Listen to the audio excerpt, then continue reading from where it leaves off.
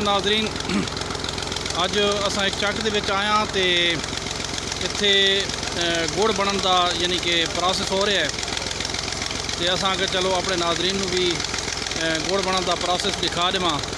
तो असां जनाब स्टार्टिंग दे उत्तों कि किस तरह जनाब गुड़ दा प्रोसेस होंदा है स्टार्टिंग दे विच असां तुहानूं यानी कि दिखा दें सारा निज़ाम इन्हां दा कि किस तरह गुड़ तैयार करते हैं, किहड़े किहड़े मराहल दे विचों इन्हां नूं गुजरना पैंदा है ते तां जाके जिहड़ा ना ये गुड़ तैयार होंदा है। तो मैं तुहानूं करीब तो जाके दिखा देना जनाब इन्हां दा बेलना चल रहा है। इसनूं ये बेलना आखदे ने जिहड़ा कमाद नूं नपीड़ रहा है। ये जनाब तुहाडे सामने कमाद मौजूद है और ये जनाब कमाद इस दे विच लगता पे।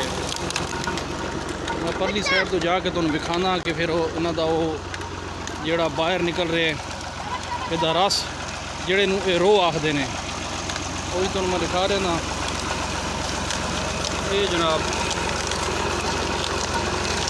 कमाद लग रहे हैं और ये जनाब इन्हां ने एक लोहे की नाली टाइप बनाया हुआ है जिहड़ा उहदे थल्ले रखे हुए हैं और उस दे विचों ये आके अगे इन्होंने टीन रखे हुए हैं जिहड़े दे उत्ते इन्हां दा हाथ वाला दस्ता भी लगा हुआ है जिहड़े दे नाल चुकदे ने। ए जनाब इन्होंने चुक लिया और फिर अगे इन्होंने एक ड्रम रखा होंदा।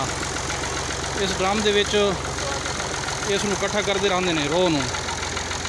जिस टाइम ये ड्रम फुल होवे सी ते पहले वाली जिहड़ी पत्त है वो तैयार होवे सी, उस तो बाद जनाब वो खाली कर गए सन ते इस नूं दोबारा जिहड़ा है इस ड्रम नूं इस जिहड़ा इन्हां दा कड़ाह रखा होया इन्हां ने उहदे विच पलटदे सन।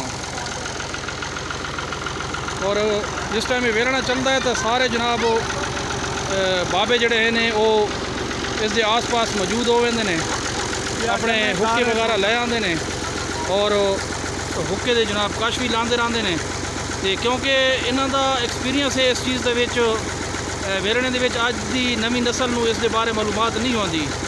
और मैं काफ़ी देर तो इत्थे मौजूद हाँ और मैं देख रहा कि एक एक मिनट के उत्ते जनाब ये अपनी उन्होंने एडवाइस करते हैं कि हुण इस तरह कर दिओ, हुण इस तरह कर दिओ। और ये भी एक तजर्बा होंदा है और इतना आसान काम भी नहीं होंदा। अगर थोड़ा जा मतलब कि रूटीन तो हट के काम किया वजे तो गुड़ सारा खराब हो सकता है। अच्छा इस हद तक तुसी वेख लिया। उस तो बाद हुण जनाब असीं तुहानूं दिखाने इन्हां दा कड़ाह दा सिस्टम। ये जनाब अग ला रहे हैं भाई और जिहड़ा इस वास्ते बालन इस्तेमाल होंदा है ना, पीड़ लैंदे ने कमांद नूं ते पिछे जिहड़ा उहदा फोग बजदा है उसनूं ना ये धुप दे उत्ते इस तरह इन्हें धुप दे उत्ते सुट देंदे ने। जिहड़ा वो खुश्क हो वेंदा है वत ये जनाब उसनूं अग दे विच इस्तेमाल करदे ने। उस तो बाद ये सामने तुहानूं कड़ाह नज़र आ रहा है, इस दे विच हुण पत्त जिहड़ी है वो बन रही है। अच्छा ये जिहड़ा इन्हां ने डब्बा रखा होया ये क्योंकि जिस टाइम रो नूं विच सुटदे ने ते इस दे उत्ते वो जिहड़ी मैल होंदी है वो इस दे उत्ते निथर के आ जाती है। उस दे विच ये सोडा पैंदे ने जिहड़ी दी वजह तो जिहड़ी है वो ये जिहड़ी इसनूं गंद जिहा टैप तुसीं आख सकदे हो ये जिहड़ा उत्ते निकल आती है। ये फिर उसनूं निथारते रहंदे ने और इस डब्बे दे विच सुटदे रहंदे ने। अगे आके इन्हां ने एक सुराख रखा होंदा है जिहड़े दे विचों उस अग दा जिहड़ा है वो धुआं निकलदा रहिंदा है। सब तो पहले वो बेलना यानी कि जिहड़े दे विच कमांद दे रहे हैं और उसका रस निकल रहा है। उस तो बाद फिर वो इस ड्रम दे विच रस नूं इकट्ठा करते हैं कि जिस जब ड्रम फुल हो जाता है उस दौरान दे विच इन्हां दी ये जिहड़ी पत्त है ये जनाब पक वेंदी है। उस तो बाद फिर इन्हां दे एक लकड़ी का सांचा रखा होया होंदा है। ये तो हुण शक्कर बना रहे हैं, अगर इन्हां ने गुड़ बनावना होवे तो उहदे विच सोडा शामिल नहीं करते तो वो गुड़ जिहड़ा है वो सख्त हो वेंदा। जिस तरह हुण ये इन्हां ने नरम कर लई वो फिर नरम नहीं होंदा, वो सख्त हो वेंदा। जिस तरह वो सख्त हो वेंदा तो ये फिर यानी कि जिस तरह बाजार दे विच तुसीं देखदे हो गुड़ दा शेप उस शेप की कटाई कर लैंदे ने। कटाई करने तो बाद आप इन्होंने गट्टू रखे हुए होंदे ने, इस गट्टू दे विच ये पांदे रहंदे ने और ये जनाब ये ताज़ा ਗੁੜ ਇਸ ਤਰ੍ਹਾਂ ਦਾ ਇਹਨਾਂ ਕੋਲ ਬਣ ਪੈਂਦਾ ਹੈ। ਹੁਣ ਥੋੜ੍ਹਾ ਜਿਹਾ ਅਸਾਂ ਤੁਹਾਨੂੰ ਮਾਲੂਮਾਤ ਕਰਕੇ ਦਿੰਦੇ ਹਾਂ ਕਿ ਕਿਤਨਾ ਯਾਨੀ ਕਿ ਜਿਹੜਾ ਰੋ ਹੋਵੇ ਔਰ ਇਹ ਪੜਾਇਆ ਅਗਰ ਫੁੱਲ ਹੋਵੇ ਤਾਂ ਉਸ ਦੇ ਵਿੱਚ ਉਹ ਕਿਤਨਾ ਇਹ ਗੁੜ ਬਣਾ ਕਹਿੰਦੇ ਨੇ, ਉਹ ਮਾਲੂਮਾਤ ਅਸਾਂ ਸਾਡੇ ਕੋਲ ਭਾਈ ਮੌਜੂਦ ਨੇ, ਉਹਨਾਂ ਕੋਲੋਂ ਮਾਲੂਮਾਤ ਕਰਾਂਦੇ ਹਾਂ। ਅਸਲਾਮ ਵਾਲੇकुम। ਅੱਛਾ ਭਾਈ, ਸਾਨੂੰ ਥੋੜ੍ਹੀ ਜਿਹੀ ਤਫਸੀਲ ਦੱਸੇ ਸੋਚਾ ਇਸ ਦੇ ਬਾਰੇ ਕਿ ਇਹ ਜਿਹੜਾ ਤੁਸੀਂ ਕੜਾਹ ਰੱਖਿਆ ਹੋਇਆ ਹੈ, ਇਸ ਦੇ ਵਿੱਚ ਇਸ ਨੂੰ ਅਗਰ ਤੁਸੀਂ ਫੁੱਲ ਕਰਦੇ ਹੋ ਤਾਂ ਇਹਦੇ ਵਿੱਚ ਤਕਰੀਬਨ ਕਿਤਨੇ ਲੀਟਰ ਜਿਹੜਾ ਹੈ ਉਹ ਗੰਨੇ ਦਾ ਜਿਹੜਾ ਹੈ ਰਸ ਉਹ ਆ ਪੈਂਦਾ ਹੈ? ਤਕਰੀਬਨ 16 ਲੀਟਰ ਇਹਦੇ ਵਿੱਚ ਰਸ ਆ ਜਾਂਦਾ ਹੈ। ਠੀਕ ਹੋ ਗਿਆ। 16 ਤੋਂ ਕਮ ਸੇ ਕਮ ਮੈਕਸਿਮਮ 16, ਉਸ ਤੋਂ ਜ਼ਿਆਦਾ ਵੀ ਡਾਲ ਸਕਦੇ ਹੋ। ਅੱਛਾ, ਪਾ ਸਕਦੇ ਹੋ।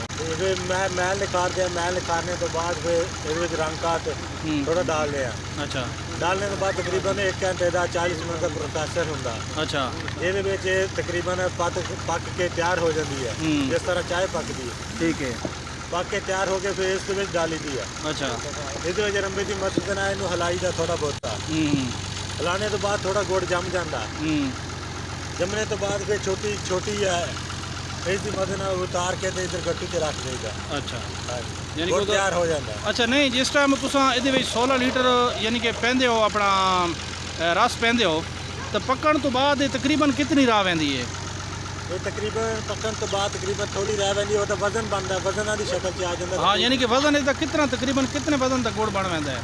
ਤਕਰੀਬਨ 20 ਕਿਲੋ 22 ਕਿਲੋ ਵਜ਼ਨ ਬਣ ਜਾਂਦਾ ਗੁੜ ਦਾ। ਅੱਛਾ, 20-22 ਕਿਲੋ ਵਜ਼ਨ ਬਣ ਪੈਂਦਾ। ਯਾਨੀ ਕਿ ਇਸ ਤੋਂ ਪਹਿਲੇ ਯਾਨੀ ਕਿ ਜਿਹੜੀ ਤੁਸੀਂ ਪੱਤ ਤਿਆਰ ਕੀਤੀ ਹੈ ਤਾਂ ਉਹ ਤਕਰੀਬਨ ਗੁੜ ਕਿਤਨਾ ਕੁ ਨਿਕਲ ਆਇਆ ਉਸ ਪੱਤ ਦਾ? ਉਸ ਪੱਤ ਦਾ ਵਜ਼ਨ ਕਰੀਏ ਤਕਰੀਬਨ 20 ਕਿਲੋ ਨਿਕਲ ਆਇਆ। ਅੱਛਾ, 20 ਨਿਕਲ ਆਇਆ ਸੀ। ਤੇ ਅਗਰ ਸ਼ੱਕਰ ਬਣਾਉਣੀ ਹੋਵੇ ਤਾਂ ਉਹ ਵੀ ਤਕਰੀਬਨ ਇਤਨੇ ਯਾਨੀ ਕਿ ਵਜ਼ਨ ਦੀ ਨਿਕਲ ਆਉਂਦੀ ਹੈ? ਹਾਂਜੀ, ਉਹ ਹੀ ਤਕਰੀਬਨ ਉਹ ਰਸ ਦੇ ਮੁਕਵਰ ਹੁੰਦਾ। ਥੋੜੀ ਰਸ ਪਾਈਏ ਥੋੜੀ ਵਜ਼ਨ ਆਉਂਦੀ ਹੈ। ਸ਼ੱਕਰ ਵਾਸਤੇ ਥੋੜੀ ਰਸ ਪਾਣੀ ਪੈਂਦੀ ਹੈ। ਅੱਛਾ, ਤਕਰੀਬਨ ਗੁੜ ਵਾਸਤੇ 16 ਲੀਟਰ ਪਾਈ ਦੀ ਹੈ ਤੇ ਸ਼ੱਕਰ ਵਾਸਤੇ ਤਕਰੀਬਨ 13-14 ਲੀਟਰ ਪਾਈ ਦੀ ਹੈ। ਅੱਛਾ, ਇਸ ਕੜਾਹ ਦੇ ਵਿੱਚ 13-14 ਲੀਟਰ ਪਾਉਂਦੇ ਹੋ। ਯਾਨੀ ਕਿ ਬਾਕੀ ਜਿਹੜਾ ਹੈ ਸਾਰਾ ਪ੍ਰੋਸੈਸ ਉਹ ਗੁੜ ਔਰ ਸ਼ੱਕਰ ਦਾ ਇੱਕ ਹੀ ਹੁੰਦਾ ਹੈ। ਸਿਰਫ ਸ਼ੱਕਰ ਵਾਸਤੇ ਤੁਸੀਂ ਇਹ ਕਰਦੇ ਹੋ ਕਿ ਜਿਹੜਾ ਇਹ ਥੋੜਾ ਸਾਂਚਾ ਇਸ ਦੇ ਵਿੱਚ ਥੋੜਾ ਜਿਹਾ ਤੁਸੀਂ ਸੋਡਾ ਪਾ ਦਿੰਦੇ ਹੋ। ਹਾਂਜੀ ਹਾਂਜੀ, ਜਿਹੜੇ ਦੇ ਨਾਲ ਉਹ ਪੱਤ ਫੁੱਲ ਪੈਂਦੀ ਹੈ ਔਰ ਨਰਮ ਹੋ ਪੈਂਦੀ ਹੈ, ਉਹਦੀ ਯਾਨੀ ਕਿ ਫਿਰ ਰਗੜਾਈ ਜਿਹੜੀ ਹੈ ਉਹ ਆਸਾਨੀ ਨਾਲ ਹੋ ਪੈਂਦੀ ਹੈ। ਤਕਰੀਬਨ 16 ਲੀਟਰ ਦਾ ਇੱਕ ਟੀਨ ਹੁੰਦਾ, ਉਹ ਤਕਰੀਬਨ 6 ਟੀਨ ਪਾਈ ਦੇ ਆ। ਅੱਛਾ, ਇਸ ਦੇ ਵਿੱਚ ਯਾਨੀ ਕਿ 6 ਟੀਨ ਪੈਂਦੇ ਹੋ, ਉਹ ਤਕਰੀਬਨ 16 ਲੀਟਰ ਹੋ ਪੈਂਦਾ ਹੈ। ਅੱਗੇ ਮੈਂ ਥੋੜੀ ਗਲਤ ਬਿਆਨੀ ਕੀਤੀ ਹੈ, ਉਹ ਇਹ 16 ਲੀਟਰ ਦਾ ਹੁੰਦਾ ਇੱਕ ਟੀਨ, ਉਹ 6 ਟੀਨ ਪਾਈ ਦੇ ਦਿਓ। ਅੱਛਾ, ਯਾਨੀ ਕਿ 16 ضربੇ 6। ਅੱਛਾ, ਇਸ ਤਰ੍ਹਾਂ ਯਾਨੀ ਕਿ ਇਸ ਦੇ ਵਿੱਚ ਤੁਸੀਂ ਪੈਂਦੇ ਹੋ ਤਾਂ ਉਸ ਤੋਂ ਤਕਰੀਬਨ 20 ਕਿਲੋ ਗੁੜ ਤਿਆਰ ਹੋ ਪੈਂਦਾ ਹੈ। ਠੀਕ ਹੈ ਜੀ ਨਾਜ਼ਰੀਨ, ਅੱਜ ਤੁਸੀਂ ਜਨਾਬ ਗੁੜ ਬਣਨ ਦਾ ਮੁਕੰਮਲ ਪ੍ਰੋਸੈਸ ਅਸਾਂ ਤੁਹਾਨੂੰ ਦਿਖਾ ਦਿੱਤਾ ਹੈ ਕਿ ਗੁੜ ਕਿਸ ਤਰ੍ਹਾਂ ਆਉਂਦਾ ਹੈ ਤੇ ਕਿਸ ਤਰ੍ਹਾਂ ਇਹਦੀ ਯਾਨੀ ਕਿ ਵੇਲਣੇ ਦੇ ਉੱਤੇ ਉਹ ਪਹਿਲੇ ਰਸ ਕੱਢਦੇ ਨੇ, ਉਸ ਤੋਂ ਬਾਅਦ ਫਿਰ ਇਹ ਇੱਕ ਡਰਮ ਦੇ ਵਿੱਚ ਜਮ੍ਹਾਂ ਕਰਦੇ ਨੇ। ਜਮ੍ਹਾਂ ਕਰਨ ਤੋਂ ਬਾਅਦ ਜਨਾਬ ਇਹਦੀ ਪੱਤ ਬਣਦੀ ਹੈ, ਜਿਹੜਾ ਤਕਰੀਬਨ 1.5 ਘੰਟੇ ਦਾ ਪ੍ਰੋਸੈਸ ਹੁੰਦਾ ਹੈ। ਉਸ ਤੋਂ ਬਾਅਦ ਇਹ ਫਿਰ ਆਪਣੇ ਉਹ ਲੱਕੜੀ ਵਾਲੇ ਸਾਂਚੇ ਦੇ ਵਿੱਚ ਪਾਉਂਦੇ ਨੇ। ਉਸ ਤੋਂ ਬਾਅਦ ਜਨਾਬ ਗੁੜ ਤਿਆਰ ਹੋ ਜਾਂਦਾ ਹੈ। ਇਹਦੇ ਨਾਲ ਹੀ ਅਸਾਂ ਇਨਸਾਨ ਤੁਹਾਡੇ ਕੋਲ ਇਜਾਜ਼ਤ। ਅੱਲਾ ਹਾਫਿਜ਼।